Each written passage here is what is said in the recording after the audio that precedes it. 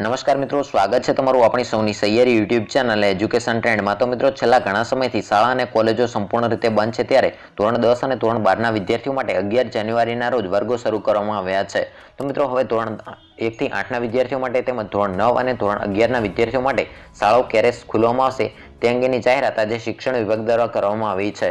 તો મિત્રો, તે અંગેની સંપૂર્ણ માહિતી આજના વિડીયોમાં જોવાના છીએ। તો મિત્રો, વિડીયોની શરૂઆત કરતા પહેલા તમને એક નમ્ર વિનંતી છે કે જો તમે આપણી આ ચેનલ પર નવા છો અને ચેનલને હજુ સુધી સબસ્ક્રાઇબ નથી કરી તો મિત્રો, વિડીયોની નીચે એક લાલ કલરનું બટન આપેલું છે, તેના ઉપર ક્લિક કરીને ચેનલને સબસ્ક્રાઇબ કરી દો, જેથી કરીને મિત્રો શિક્ષણને લગતી કોઈ પણ માહિતી હોય તો તમને આ ચેનલ પર સૌથી પ્રથમ મળી રહે। તો મિત્રો, હવે જોઈએ કે શાળાઓ ક્યારે ખોલવામાં આવશે તે અંગેની સંપૂર્ણ વિગતવાર માહિતી। તો મિત્રો, ધોરણ 9 અને ધોરણ 11ના વર્ગો આ તારીખની આસપાસ શરૂ થાય તેવી શક્યતાઓ જોવા મળી રહી છે। એટલે કે મિત્રો, ધોરણ 9 અને ધોરણ 11ના વિદ્યાર્થીઓ માટે શાળાઓ ક્યારે શરૂ કરવામાં આવશે તે અંગેની વિગતવાર માહિતી જોઈએ। તો મિત્રો, રાજ્યમાં છેલ્લા 9 મહિના બાદ ધોરણ 10 અને ધોરણ 12ની શાળા શરૂ કરવામાં આવી છે અને મિત્રો, બીજી તરફ સૂત્રોના જણાવ્યા પ્રમાણે ધોરણ 9 અને ધોરણ 11ના વર્ગો 20 જાન્યુઆરીની આસપાસ શરૂ થઈ શકે છે। એટલે કે મિત્રો, ધોરણ 9 અને ધોરણ 11ના વર્ગો છે 20 જાન્યુઆરીની આસપાસ શરૂ કરવામાં આવશે તેવી શક્યતાઓ જોવા મળી રહી છે। અને મિત્રો, 18 જાન્યુઆરીએ CBSEની સ્કૂલો શરૂ થયા બાદ સરકાર ધોરણ 9 અને ધોરણ 11 માટે જાહેરાત કરી શકે છે। તો મિત્રો, વળી પ્રાથમિક સ્કૂલ ફેબ્રુઆરીના પ્રથમ સપ્તાહમાં શરૂ થઈ શકે છે। તો મિત્રો, પ્રાથમિક શાળાના વિદ્યાર્થીઓ માટે પ્રાથમિક શાળા છે એ ફેબ્રુઆરીના બીજા અઠવાડિયામાં શરૂ થઈ શકે છે। અને મિત્રો, પ્રાથમિક શાળા શરૂ થયા બાદ ધોરણ 1 થી 5ની શાળા શરૂ થઈ શકે છે। તો મિત્રો, આગળ જોઈએ કે પ્રાથમિક શાળા શરૂ થયા બાદ ધોરણ 1 થી 5ની શાળા શરૂ થઈ શકે છે। તો મિત્રો, કોરોના કાળના કારણે આશરે 9 જેટલા મહિના બાદ બંધ રહેલી શાળાઓ ખુલશે અને મિત્રો, આજથી રાજ્યમાં એટલે કે ધોરણ 10 અને ધોરણ 12ના વિદ્યાર્થીઓ માટે 11 જાન્યુઆરીના રોજ વર્ગો શરૂ કરવામાં આવ્યા છે।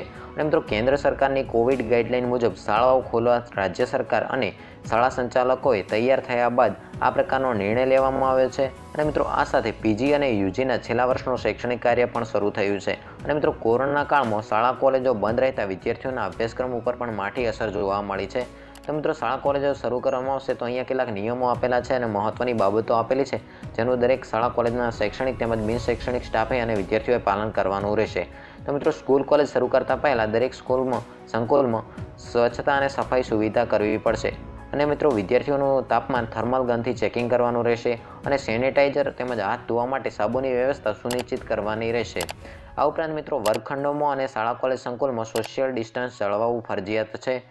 તે ઉપરાંત મિત્રો, વિદ્યાર્થીઓ, શિક્ષકો સહિતના શાળા સ્ટાફે માસ્કનો ફરજિયાત ઉપયોગ કરવાનો રહેશે અને મિત્રો, સ્કૂલ કોલેજથી નજીકના અંતરે મેડિકલ સેવા ઉપલબ્ધ હોય તેની પણ ખાતરી કરવાની રહેશે।